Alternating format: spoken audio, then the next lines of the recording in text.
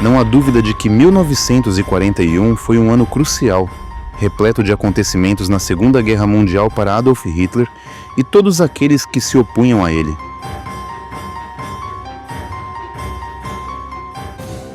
Com a França agora controlada pelos alemães, a Grã-Bretanha foi deixada para lutar sozinha, sofrendo todo o impacto do ataque nazista. No entanto, apesar de todas as expectativas, a Grã-Bretanha conseguiu resistir à tempestade e, em abril, a Alemanha mudou de tática, recorrendo ao bombardeio dos portos marítimos britânicos, em vez de atacar as vilas e cidades do país, em um esforço para dominar o mar depois de perder a Batalha da Grã-Bretanha em 1940. No Mediterrâneo, a Alemanha sofreu um duro golpe dos aliados na Batalha de Matapan, mas com o grande favorito de Hitler, o general Erwin Rommel, iniciando sua marcha em direção ao território controlado pelos aliados no norte da África, o conflito global estava se espalhando.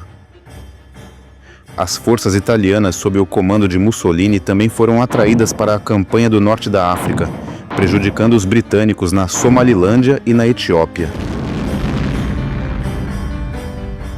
Para o primeiro-ministro da Grã-Bretanha, Winston Churchill, que já havia provado ser um oponente digno de Adolf Hitler, garantir o apoio dos Estados Unidos era vital e, embora o presidente Roosevelt tivesse feito tudo o que podia, o povo dos Kewarsenet ainda era fortemente contra a entrada na guerra para lutar pelos aliados.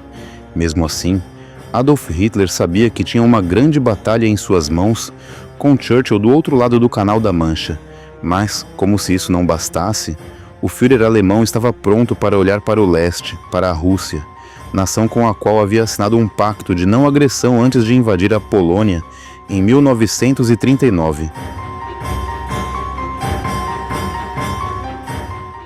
Hitler ousaria voltar atrás em sua palavra e atacar a União Soviética antes de concluir seus planos de invadir a Grã-Bretanha? Os eventos de abril, maio e junho de 1941 estavam prestes a responder a essa pergunta e a muitas outras. Ao amanhecer do dia 1º de abril, os aliados no norte da África enfrentavam tempos difíceis. Rommel, que se tornaria mais conhecido como a Raposa do Deserto, por causa de suas estratégias astutas no deserto, já estava iniciando seu ataque implacável às linhas de defesa dos aliados. O Afrika Korps alemão rapidamente ganhou vantagem, e as tropas britânicas encarregadas de defender o território bateram em retirada. Rommel ficou agradavelmente surpreso com a facilidade com que isso aconteceu e moveu suas tropas em direção a Benghazi e, em 3 de abril, tomou a segunda cidade da Líbia. Incentivado, Rommel logo se voltou para Tobruk, como um prelúdio para um avanço alemão no Egito. O norte da África e o Oriente Médio foram focos de atividade durante essa fase da Segunda Guerra Mundial, pois todos os lados do conflito lutaram para manter o acesso aos suprimentos de petróleo, com os apoiadores do eixo em países como o Iraque, o que representou um verdadeiro desafio para os aliados. E enquanto a causa nazista estava sendo promovida, seus compatriotas alemães estavam fazendo grandes avanços na Europa. Em 6 de abril, as forças estavam empregando suas táticas de blitzkrieg, incrivelmente bem-sucedidas, onde quer que fossem, e as tropas aliadas estacionadas na Grécia foram rapidamente derrotadas. Novamente, os aliados foram forçados a recuar, e o domínio de Hitler aumentava a cada dia. As primeiras semanas de abril de 1941 foram, do ponto de vista da estratégia militar, fascinantes. Enquanto Hitler acelerava seus planos para invadir a Rússia, foi Winston Churchill quem orientou Sir Stafford Cripps, embaixador britânico em Moscou, a entregar uma mensagem a Joseph Stalin alertando sobre um possível ataque alemão. We've got to try and help the Russians in every way that we can to make ready to meet the spring offensive of Hitler. Apenas algumas semanas depois, Churchill avisou Stalin pessoalmente sobre os planos de Hitler, com base em relatórios de inteligência ultra, mas a essa altura, o líder russo já estava se preparando, convocando tropas extras para defender as fronteiras do país e trazendo reforços para proteger Moscou. E enquanto Churchill e Stalin estavam totalmente ocupados, Hitler rapidamente fez um pacto com os japoneses, prometendo que, se eles entrassem em conflito com os Ellesmere-Neue, algo que parecia cada vez mais provável, a Alemanha se juntaria a eles para declarar guerra aos Estados Unidos. Os soviéticos assinaram um tratado semelhante com a Iugoslávia, para o caso de um ataque alemão, e para complicar ainda mais a situação, o Japão e a União Soviética assinaram um pacto de não agressão de 5 anos. Com tantas manobras táticas em andamento e troca de alianças, era difícil para qualquer um prever o que aconteceria em seguida, mas para aqueles que estavam sendo visados por Adolf Hitler, a ameaça mais iminente era tudo com o que eles tinham tempo para se preocupar.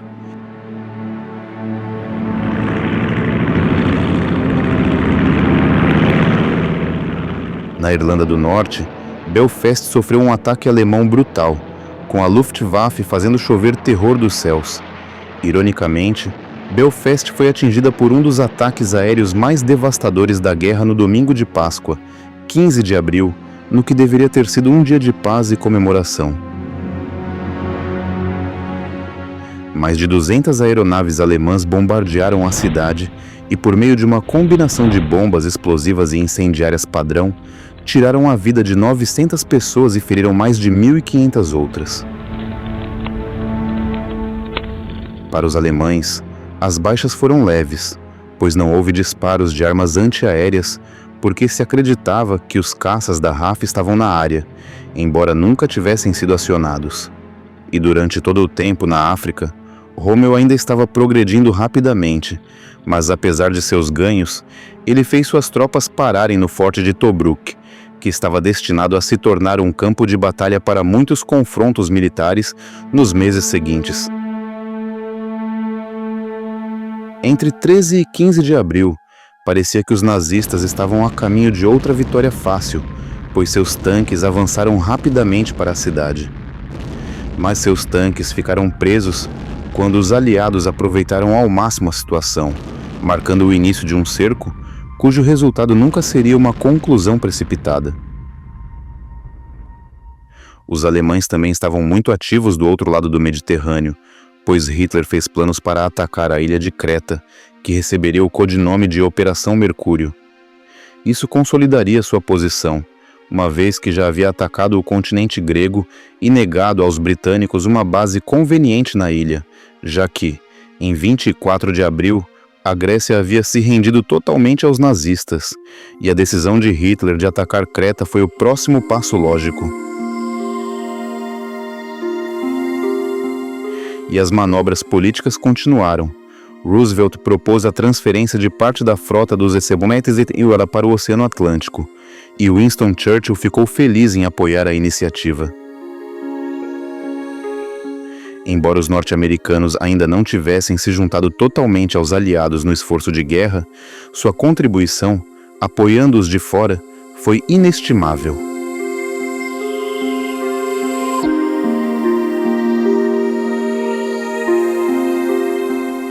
Agora era quase impossível para os aliados preverem o próximo movimento de Hitler, e naturalmente, para Winston Churchill, ainda havia sérias preocupações de que uma invasão nazista em grande escala da Grã-Bretanha estivesse a caminho. De fato, houve quem sugerisse que as tropas britânicas deveriam abandonar a luta no Oriente Médio e retornar para proteger sua terra natal.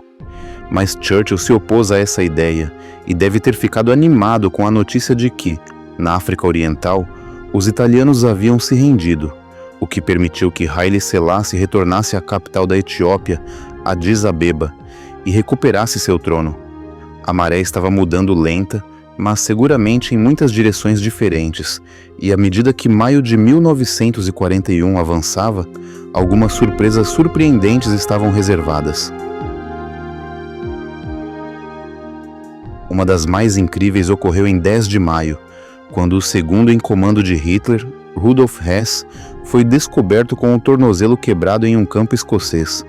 É interessante notar que, apesar de sua longa e leal devoção a Hitler, Hess era frequentemente ignorado, já que os elogios eram feitos a seus rivais mais vociferantes pela atenção do Führer, Hermann Göring e Joseph Goebbels.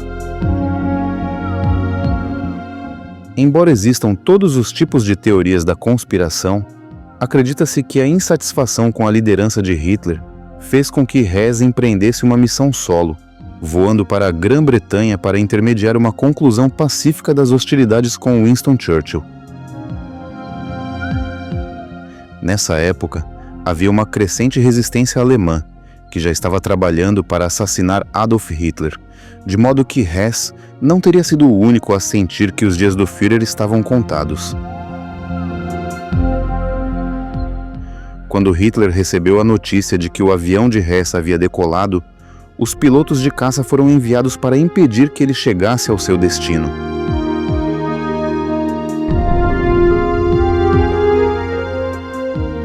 Hess conseguiu chegar à Escócia antes de ter que decolar, e foi assim que ele quebrou o tornozelo.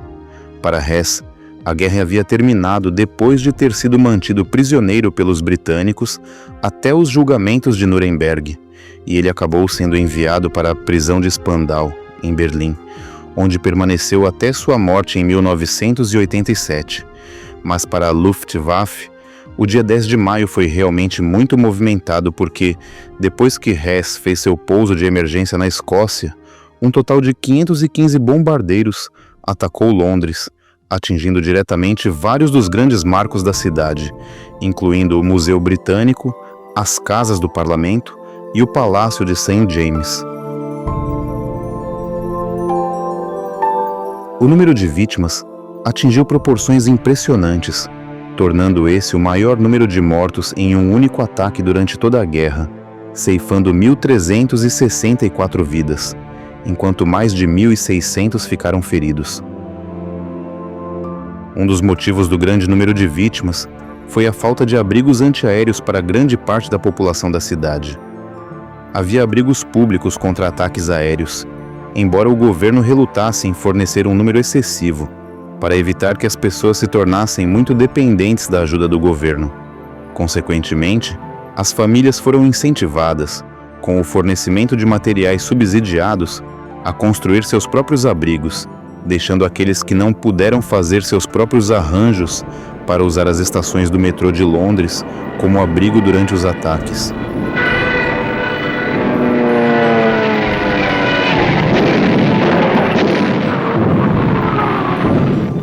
Embora as perdas sofridas pela população de Londres naquela noite fatídica tenham sido, sem dúvida, devastadoras, havia algum consolo. As defesas aéreas da Grã-Bretanha haviam melhorado muito, e os alemães certamente não poderiam continuar a infligir tais danos sem pagar um preço.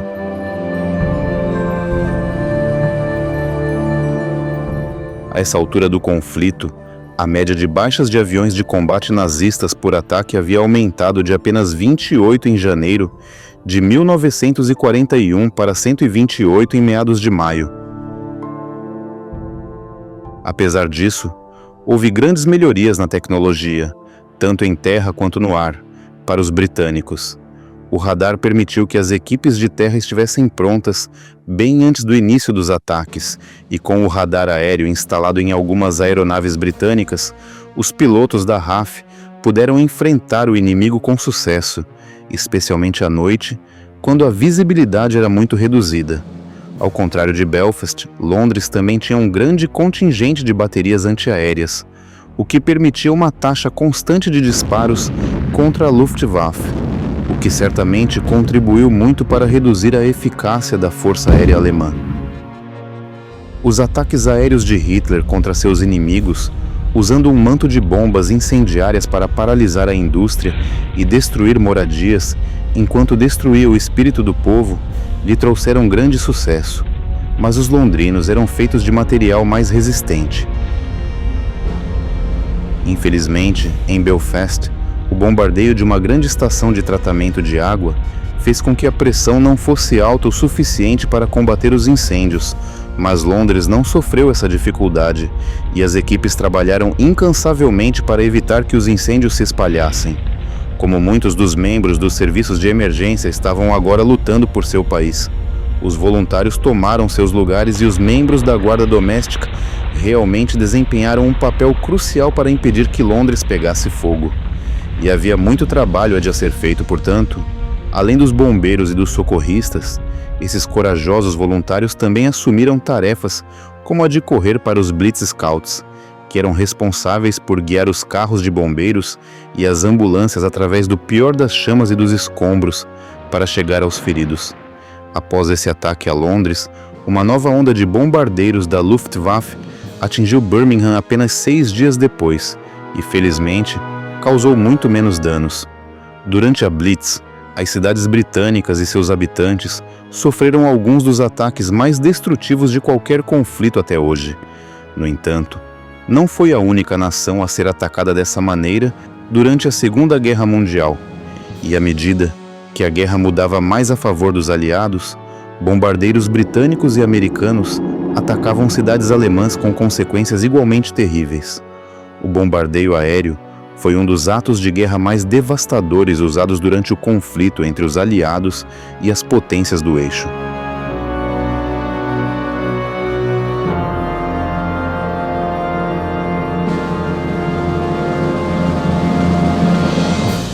Embora o bombardeio tático de tropas tenha sido o principal objetivo das forças aéreas antes da Segunda Guerra Mundial, esses ataques terroristas mais estratégicos estavam rapidamente se tornando a ordem do dia.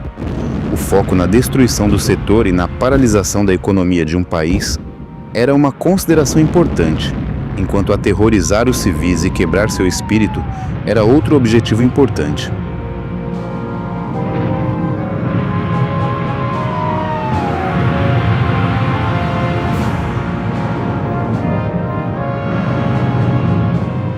Para os britânicos, manter o moral elevado, independentemente do que os bombardeiros alemães jogassem em seu caminho, era de vital importância, e Winston Churchill era, sem dúvida, um mestre em levantar o ânimo da nação. Onde quer que ele fosse visitando cidades bombardeadas, as pessoas saíam para aplaudi-lo e Churchill conseguia fazer com que até mesmo aqueles que haviam perdido tudo sentissem que seus sacrifícios não haviam sido em vão.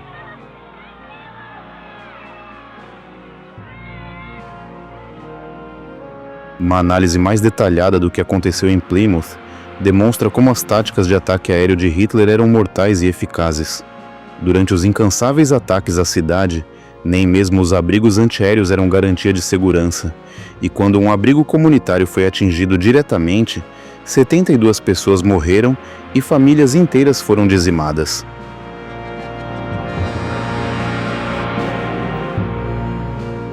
Não é de surpreender que, no início de maio, tenham sido feitos planos para evacuar as crianças da cidade, e elas foram enviadas para a relativa segurança do norte da Cornualha no dia 3 de maio, um dia após a visita de Churchill.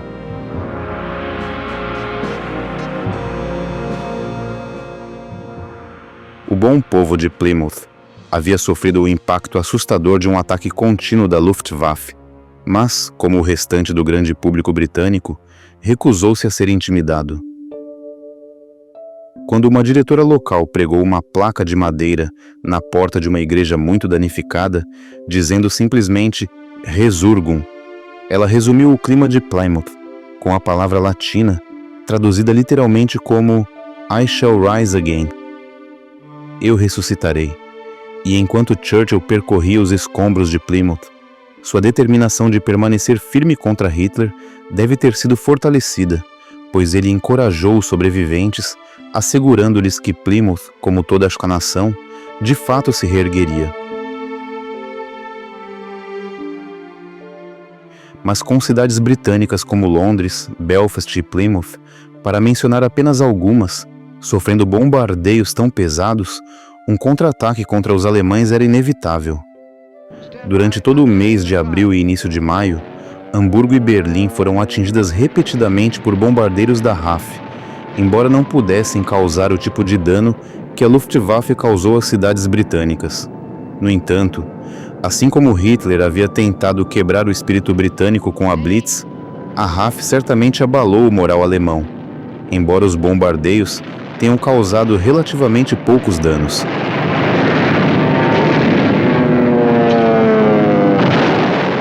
Do ponto de vista britânico, quando o chefe do Estado-Maior da Aeronáutica, Sir Charles Portal, declarou que, se fosse possível tirar 4 milhões de pessoas de suas camas e colocá-las em abrigos, valeria a pena, ele resumiu o objetivo da missão, considerando os recursos limitados disponíveis para a RAF naquela época.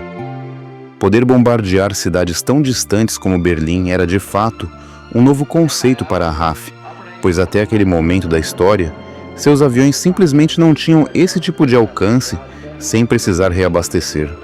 Entretanto, graças ao desenvolvimento de bombardeiros de maior alcance, isso se tornou uma possibilidade desde o início de 1940, embora, sem dúvida, esses ataques tenham levado a RAF ao limite de sua tecnologia. Consequentemente, esses ataques às cidades alemãs tiveram que ser realizados durante os meses de verão, quando as horas de luz eram mais longas, mas isso fez com que as aeronaves aliadas tivessem muito mais chances de serem avistadas pelas defesas inimigas. Somente em 1942, a RAF teria os recursos para bombardear efetivamente as cidades alemãs, e mais ainda antes de implementá-los totalmente.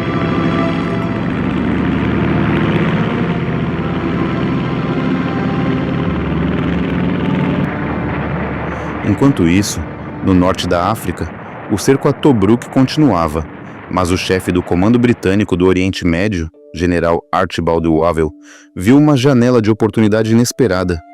Com tantas tropas do eixo engajadas no cerco, havia uma fraca frente defensiva entre o Egito e a Líbia, e para tomar a iniciativa, Wavell instigou a Operação Brevet em 15 de maio. O objetivo principal seria adquirir esse território, empurrando Rommel e os alemães para trás da fronteira egípcia com a Líbia, e, em seguida, lançar uma ofensiva contra Tobruk. A primeira parte da ofensiva envolveu a tomada da passagem de Halfaya, controlada pelos italianos, que era um local estratégico importante para as forças dos aliados e do eixo. Na manhã do dia 15, apesar da forte oposição italiana, os aliados tomaram a passagem estrategicamente vital e, deixando os comandantes do eixo em estado de confusão, ganharam a vantagem. No entanto, à medida que os aliados progrediram, os alemães foram rápidos em enviar reforços para a zona de batalha, sem perder o controle sobre Tobruk.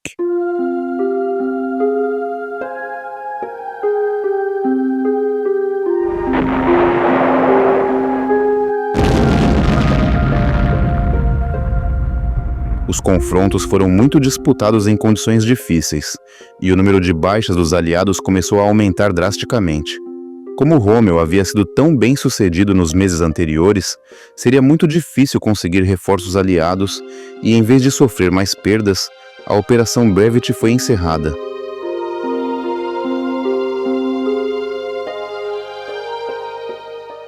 Recuando para a passagem de Halfaya, os aliados fizeram todo o possível para manter essa posição estratégica, mas, para Rommel, a Operação Brevet o alertou sobre a importância dessa passagem.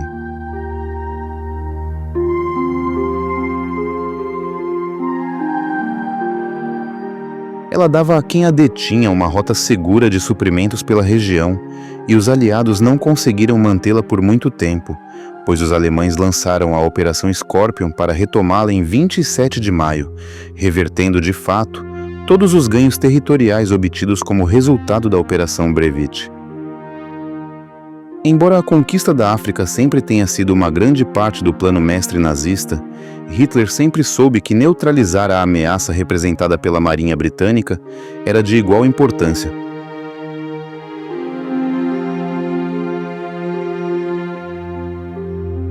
O principal objetivo da Batalha da Grã-Bretanha, em 1940, era destruir os aviões de combate da RAF para evitar que eles ajudassem os navios de guerra britânicos quando a Alemanha estivesse pronta para uma invasão em grande escala.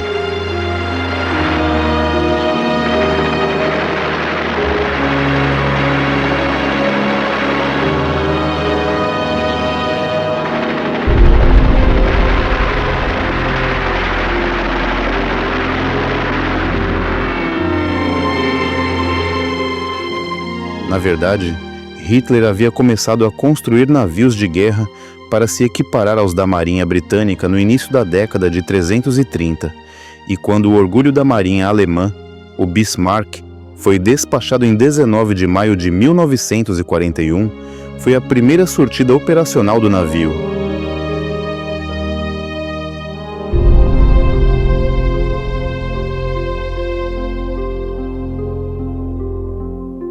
A missão do Bismarck era interceptar e destruir comboios aliados em trânsito entre a América do Norte e a Grã-Bretanha. Com a presença dos submarinos alemães, a navegação dos aliados corria riscos terríveis, principalmente porque a inteligência britânica não conseguia rastrear as posições do inimigo. Entretanto, em 9 de maio, houve um vislumbre de esperança, pois quando as forças aliadas embarcaram em um submarino alemão capturado, conseguiram recuperar uma máquina de cifra Enigma e os livros de códigos alemães.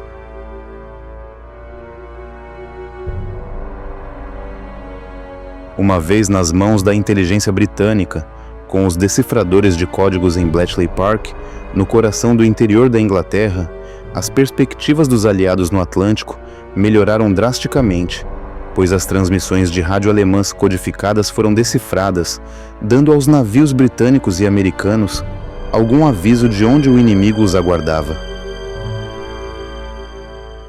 Quando o Bismarck, juntamente com o Prinz Eugen, um cruzador pesado alemão, tentava se lançar no Atlântico, foi avistado pela Marinha Real Britânica e teve início a Batalha do Estreito da Dinamarca.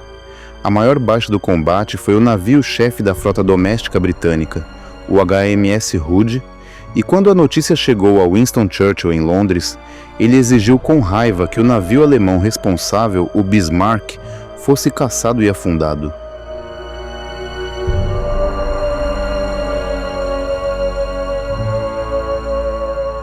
Dois dias depois, enquanto o Bismarck se dirigia para um local seguro, aeronaves do HMS Ark Royal atacaram o navio inimigo e a embarcação danificada se tornou um alvo fácil.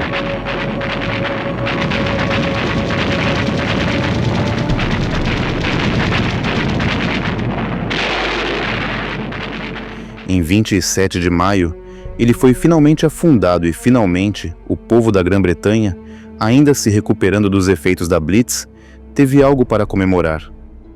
A captura da máquina Enigma alemã e a subsequente quebra dos códigos inimigos mais recentes certamente foram muito benéficas para a navegação dos aliados, mas as implicações foram muito mais amplas. Quando os planos de Adolf Hitler para a Operação Mercúrio, a invasão de Creta, foram colocados em ação, por causa da Ultra, a codificação Enigma decifrada, os aliados já estavam cientes de que um ataque era iminente. Com a ajuda da população civil da ilha, os aliados lutaram ferozmente para resistir à invasão aérea alemã e infligiram pesadas perdas aos paraquedistas nazistas.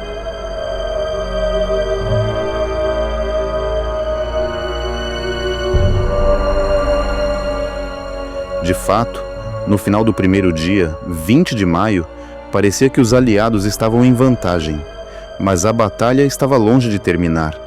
E devido a um erro de comunicação, os alemães conseguiram tomar o campo de aviação de Maleme, a oeste da ilha, o que significava que os reforços poderiam ser transportados por avião, sobrecarregando os aliados. Depois de 10 dias, Os alemães saíram vitoriosos e o general Wavell não teve escolha a não ser autorizar a evacuação de Creta pelos aliados, deixando a ilha sob controle nazista. No entanto, embora Hitler tenha decidido que não haveria mais operações aerotransportadas em grande escala, devido às pesadas perdas alemãs no início da Batalha de Creta, os aliados ficaram muito impressionados e começaram a pensar em usar paraquedistas no futuro, construindo suas próprias divisões aerotransportadas.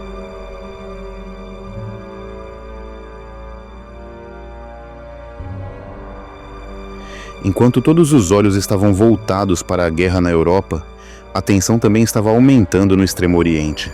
Quando a guerra foi declarada em 1939, os japoneses já estavam em guerra com a China desde 1937, na Segunda Guerra Sino-Japonesa, e as consequências foram de longo alcance. Onde quer que o exército imperial japonês instigasse o conflito, tanto os militares quanto os civis enfrentavam o regime mais brutal. Poucos meses antes do início da Segunda Guerra Mundial, os Estados Unidos impuseram sanções ao Japão após o bombardeio terrorista da cidade chinesa de Chongqing em maio de 1939, quando mais de 5.000 civis foram mortos em apenas 2 dias.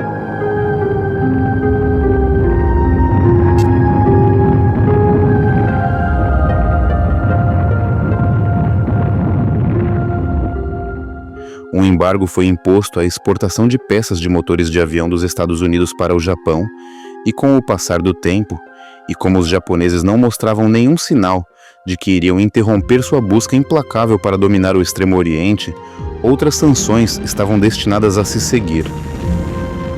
As notícias de um ataque anterior dos japoneses à cidade de Nanjing, onde as mais terríveis atrocidades foram cometidas contra a população civil, também chegaram ao Ocidente. Além de impor sanções contra os japoneses, o presidente Roosevelt também estava fornecendo ajuda à China. Durante a Segunda Guerra Mundial, Chongqing foi alvo de vários ataques japoneses, e enquanto a Alemanha e a Rússia se preparavam para uma batalha amarga, os japoneses bombardearam a cidade mais uma vez. No dia 5 de junho, uma população civil em grande parte indefesa foi alvo da Força Aérea do Japão Imperial, que realizou mais de 20 surtidas sobre a cidade, bombardeando continuamente por mais de 3 horas. O número real de vítimas não foi registrado, mas cerca de 4.000 moradores locais foram asfixiados depois que um túnel em que estavam escondidos desabou, prendendo-os no subsolo. Para o povo da China, assim como para os de qualquer nação conquistada pelos japoneses, esses foram tempos realmente terríveis, com a política japonesa dos 3 tudo: matar tudo, queimar tudo, saquear tudo, sem dar trégua. E para os americanos, ainda posicionados à margem do conflito, os alarmes sobre o comportamento bárbaro do Japão estavam soando alto e claro. Mas, por enquanto, os poderosos Etseksereiwara tiveram que se contentar com sanções cada vez maiores e um embargo ao comércio com o Japão. O petróleo logo se tornaria um problema importante, pois os americanos estavam se preparando para parar de abastecer os japoneses, que obviamente não tinham recursos naturais próprios.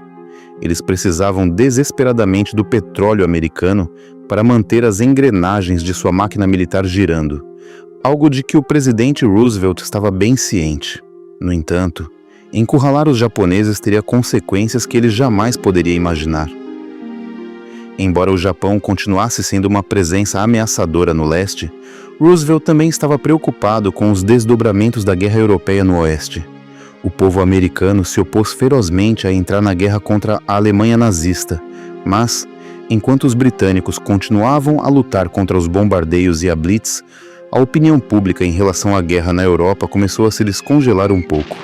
As transmissões diárias de rádio deram aos americanos a oportunidade de acompanhar seu progresso com detalhes extraordinários. As reportagens eram frequentemente realizadas no nível da rua, enquanto os londrinos corriam para seus abrigos antibombas e, embora a determinação britânica permanecesse firme como sempre, o povo americano começou a nutrir um profundo respeito pela nação sitiada.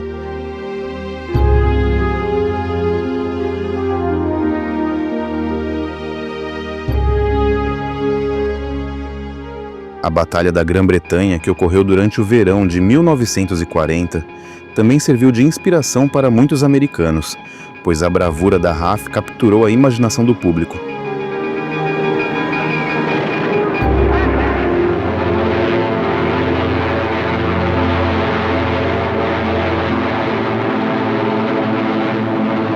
Centenas de cidadãos norte-americanos começaram a se voluntariar para servir na RAF, na esperança de desempenhar seu papel na tentativa de deter Hitler e garantir que o nazismo não se tornasse uma força dominante no mundo. Até mesmo atores famosos se inscreveram para fazer sua parte, com James Stewart se registrando para servir na Força Aérea dos Querquesirpauta no início de 1941 e Clark Gable um ano depois. Em pouco tempo, o apoio aos britânicos aumentou a ponto de ser implementado um sistema de toda ajuda sem guerra, fornecendo o apoio necessário aos aliados. No início de 1941, Churchill havia pedido ajuda a Roosevelt, implorando que o presidente dos Estados nos desse as ferramentas e nós terminaríamos o trabalho. E em março, o Congresso aprovou o Lend-Lease Act.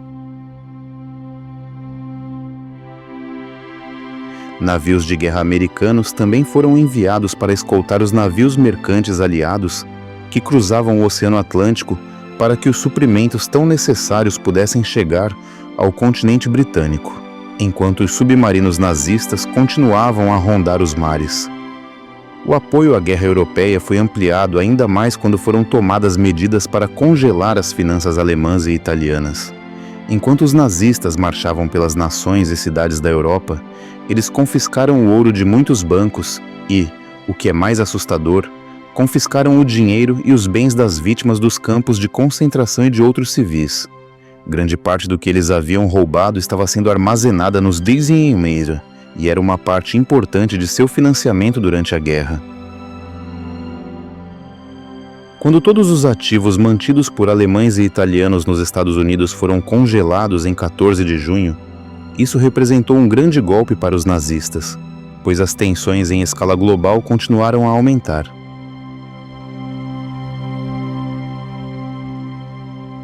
No entanto, embora o presidente americano tenha feito todo o possível para ajudar a Grã-Bretanha e os aliados, muitos de seus compatriotas se opuseram fortemente às medidas de Roosevelt para ajudar na guerra europeia. Figuras públicas como Charles Lindbergh, o famoso aviador americano, acreditavam que a guerra contra Hitler era um assunto europeu e que o verdadeiro inimigo dos Estados Unidos era a Rússia comunista. Ele acreditava que o envio de qualquer força considerável para ajudar os britânicos deixaria os Estados Unidos abertos a ataques da União Soviética, o que, segundo ele, resultaria na destruição da civilização ocidental. Mas Lindbergh não poderia estar mais errado, pois enquanto a Grã-Bretanha se preparava para a invasão que Hitler havia prometido após o bombardeio aéreo da Luftwaffe, a União Soviética estava prestes a se tornar a próxima vítima do plano mestre de Adolf Hitler para dominar o mundo. Apesar do pacto de não agressão assinado entre a União Soviética e a Alemanha em agosto de 1939 e da invasão conjunta da Polônia, Hitler sempre teve uma campanha oriental em pauta. Sua percepção da União Soviética era a de uma nação povoada por eslavos étnicos, governada por mestres bolcheviques judeus.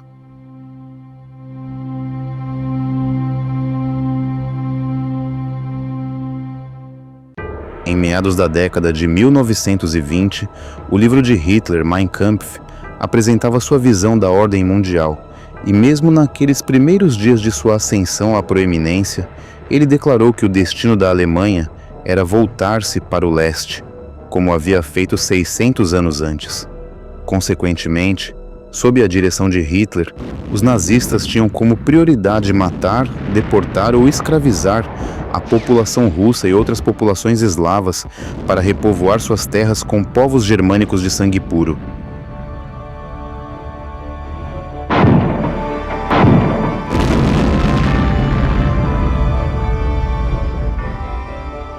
Entretanto, por mais forte que fosse o ódio de Hitler pelos judeus e bolcheviques, havia outras forças motrizes que motivavam seu desejo persistente de conquistar nações a leste da Alemanha e a oeste. Hitler, sem dúvida, reconheceu a enorme riqueza da União Soviética, uma terra rica em recursos preciosos, que ele estava convencido de que poderia servir como o equivalente à Índia para os britânicos, para o Terceiro Reich. Assim, como Stalin continuou a construir seu Exército Vermelho, usando os mesmos materiais que a Alemanha estava cobiçando para seu esforço de guerra, a urgência de um ataque na frente oriental começou a crescer. O fato de Stalin ter o controle de materiais vitais para a máquina de guerra nazista estava longe de ser o ideal para Hitler, e quando o ministro soviético das Relações Exteriores, Molotov, visitou Berlim em novembro de 1940, a inquietação do Führer em relação ao poder dos russos aumentou. Com a União Soviética em uma posição econômica tão forte, Hitler percebeu que poderia ser forçado a se curvar a qualquer exigência que Stalin decidisse fazer, e estava determinado a não perder um momento sequer em sua preparação para uma campanha no leste.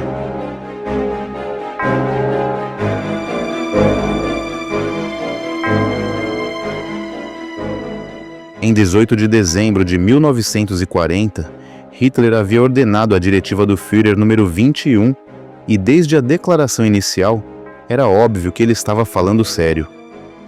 As forças armadas da Alemanha devem estar preparadas, mesmo antes da conclusão da guerra com a Inglaterra, para derrotar a Rússia soviética em uma campanha rápida. A campanha receberia o codinome de Operação Barbarossa, em homenagem ao rei alemão medieval e ao Sacro Imperador Romano Germânico, e até mesmo Hitler teve de reconhecer que seria uma luta monumental entre duas visões de mundo opostas. Para que a campanha fosse bem sucedida, Hitler estava ciente de que o momento certo era tudo. Seria necessário usar táticas de blitzkrieg em sua forma mais rápida, pois não só o Exército Vermelho seria extremamente perigoso quando começasse a retaliar, como também, se a Rússia não tivesse sido conquistada até o início do inverno, o frio intenso se tornaria um fator importante. Em seu território nacional, em condições extremas, o Exército Vermelho teria a vantagem. Aviões de reconhecimento alemães foram rapidamente mobilizados para inspecionar o vasto território soviético a fim de coletar informações e, enquanto os generais nazistas estavam ocupados formulando planos de batalha, as tropas de Hitler começavam a se acumular na Polônia. Conforme mencionado anteriormente, o primeiro-ministro britânico, Winston Churchill, tentou por vários meios avisar Stalin sobre o ataque iminente, mas, assim como Churchill não confiava em Stalin, o líder russo tinha a mesma opinião sobre seu colega britânico. Além disso, é claro que Stalin estava bem ciente da dependência da Alemanha dos recursos russos e, consequentemente, não acreditava que Hitler pudesse tomar uma atitude tão precipitada. E, durante todo esse tempo, ele e seus generais haviam concordado com uma estratégia para o ousado avanço. 3 grupos de exércitos separados atacariam ao longo das antigas rotas de invasão históricas, já que os alemães não foram os primeiros a ter a ambição de conquistar a Rússia. O imperador Napoleão havia tentado uma invasão como essa em 1812, e apesar de ter chegado a Moscou, no final, a força dos russos, combinada com o clima rigoroso do inverno, resultou em uma derrota humilhante. No entanto, Hitler acreditava que poderia triunfar onde Napoleão havia fracassado. O grupo de exércitos norte da Alemanha foi designado para marchar pelos estados bálticos da Estônia, Letônia e Lituânia, e avançar para o norte da Rússia com o objetivo de tomar ou destruir a cidade de Leningrado. O grupo de exércitos do centro de Hitler teria a tarefa de avançar para Smolensk e depois para Moscou, marchando pela região que hoje é conhecida como Belarus.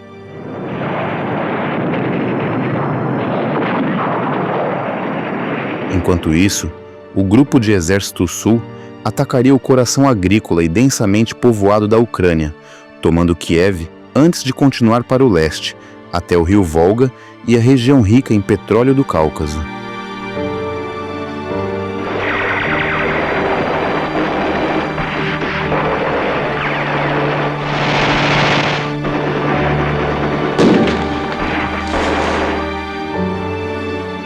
E durante todo o tempo, à medida que maio de 1941 avançava para sua conclusão, ficou evidente que bombardear a Grã-Bretanha até a submissão com a Blitz não estava funcionando.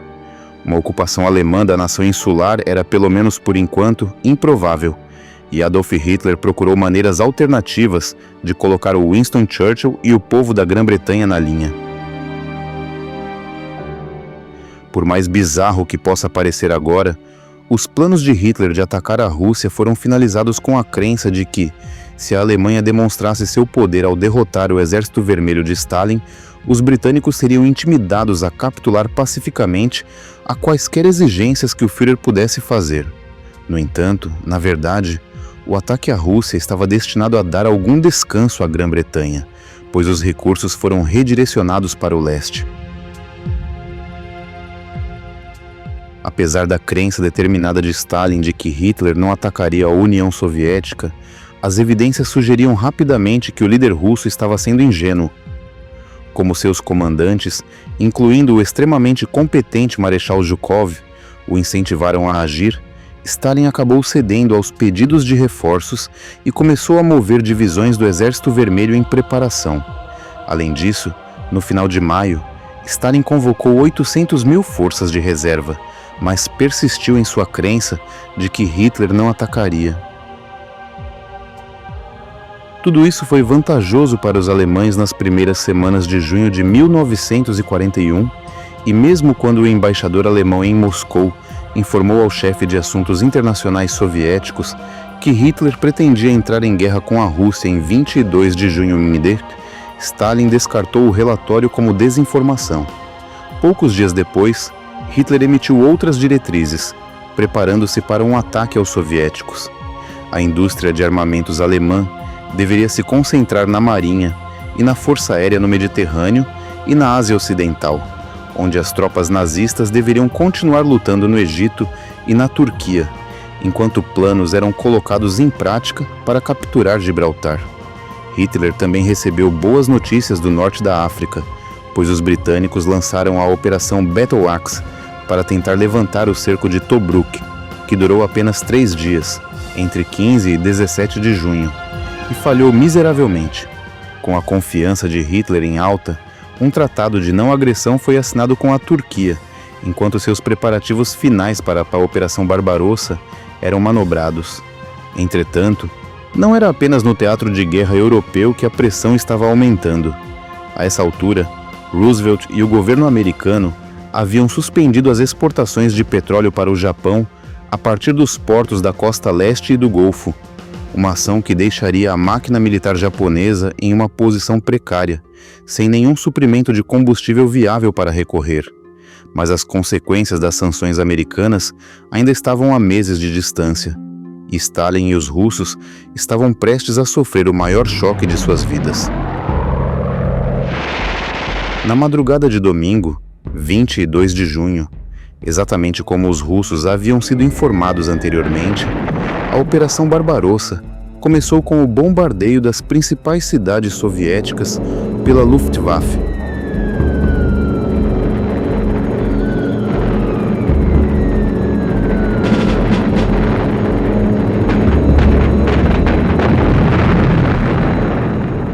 Em terra, cerca de 3 milhões de soldados alemães entraram em ação, com o elemento surpresa definitivamente do lado deles. Quando a notícia da invasão chegou a Stalin, ele evidentemente achou muito difícil acreditar no que estava acontecendo, apesar dos 90 avisos separados que havia recebido sobre as intenções de Hitler desde julho de 1940.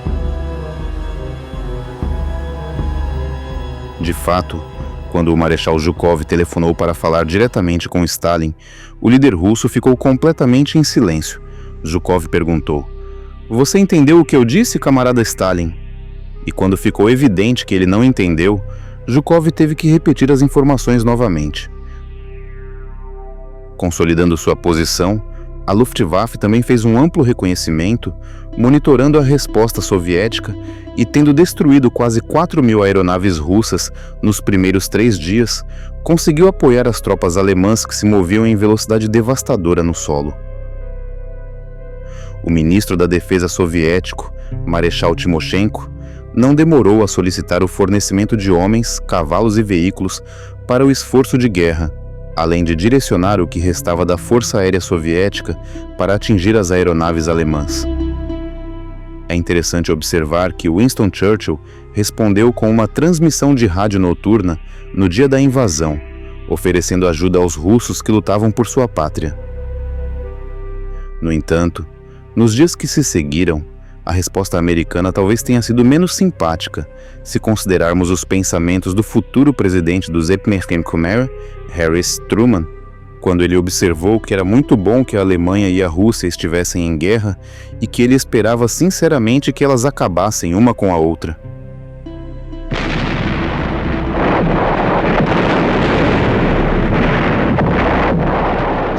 À medida que as implicações militares do ataque da Alemanha à Rússia se desenrolavam nas vastas extensões da União Soviética, o campo minado político de repente se tornou igualmente traiçoeiro.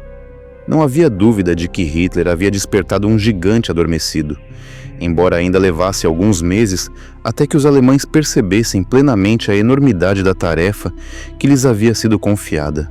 No entanto, mesmo na época da invasão, o ministro das Relações Exteriores da Alemanha, von Ribbentrop, pediu ajuda aos seus aliados japoneses, instando-os a atacar a Rússia pelo norte. Mas o Japão estava ocupado com a formulação de uma grande ofensiva contra os Terpesmero e deixou claro que esperaria até que os alemães tivessem, pelo menos, capturado Moscou e chegado ao rio Volga, antes de entrar na batalha contra os soviéticos. Mesmo assim, com o passar das semanas de junho, o Exército Vermelho Russo teve bastante trabalho para enfrentar o ímpeto alemão. A essa altura, os russos ainda estavam em um estado de caos e desordem e, quando a cidade de Minsk caiu em 27 de junho, os tanques de Hitler já estavam a 1/3 do caminho de Moscou. Quando 1941 chegou à sua metade, ninguém poderia prever o que aconteceria em seguida. De repente, para os britânicos, os russos não estavam mais lutando ao lado dos alemães, e o sitiado Winston Churchill estava ansioso para estender um ramo de oliveira a Joseph Stalin. Em tempos de paz, eles estariam em lados opostos de qualquer discussão, mas ao longo da história, a guerra sempre gerou alianças estranhas, e essa não foi exceção. Com a ajuda de Roosevelt, Churchill havia percorrido um longo caminho, mas, sem os Estados Unidos lutando totalmente pelos aliados, o primeiro-ministro britânico daria as boas-vindas aos russos na briga, se não de braços abertos, pelo menos com uma aceitação relutante da situação da Grã-Bretanha. Churchill estava convencido de que destruir Hitler e seu regime nazista o mais rápido possível era vital, e se uma aliança com a Rússia tornasse isso mais provável, era assim que ele procederia. We know it will be hard. We expect it will be long. We cannot yet see how deliverance will come, or when it will come. But nothing is more certain than that every trace of Hitler's footsteps, every stain of his infected and corroding fingers will be sponged and purged, and if need be, blasted from the surface of the earth. O objetivo de Hitler de intimidar os britânicos para que capitulassem serviu, ironicamente, apenas para fortalecer sua determinação e sua posição, com os poderosos russos como aliados, e enquanto o ditador nazista planejava seu próximo passo, os eventos no Teatro de Guerra do Pacífico estavam prontos para dominar o restante de 1941. Antes do final do ano, Hitler estaria em guerra com as 3 maiores potências mundiais, Grã-Bretanha, Rússia e Pribéria, enquanto os japoneses se preparavam para alterar o curso da história.